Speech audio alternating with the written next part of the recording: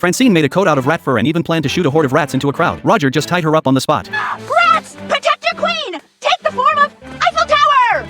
Francine was thrown onto a train, which sped along non-stop and finally pulled into a slum. The whole town's residents had gathered there. Stan was elected mayor, and he even appointed Roger as his advisor. But that bastard Roger tied up every single person in the town. Staring at the empty streets, Stan was filled with confusion, and Francine was nowhere to be found. James told Stan that Langley Falls had fallen under Roger's control. Stan, we must talk. Your chief of staff has turned Langley Falls into a totalitarian state. You've become a puppet. You need to...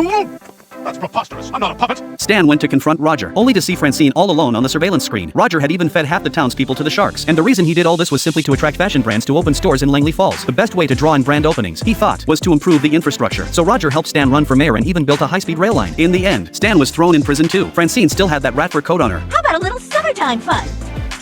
Gross. The townsfolk demanded an explanation from Stan. Stan knew full well had to rescue everyone first. Let the action begin. Right now, I'm gonna get us out of here.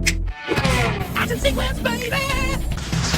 Stan could be a bit slow-witted at times, but you should never underestimate the skills of a CIA agent. Stan took down the guards in an instant and fled on a train. Meanwhile, Roger was still talking himself hoarse trying to persuade fashion brands to set up shop there. I'll just get a pen to sign the contract. Sorry, what? Afterward, Stan sincerely admitted his mistakes and resigned as mayor, but the previous mayor had long since died in prison.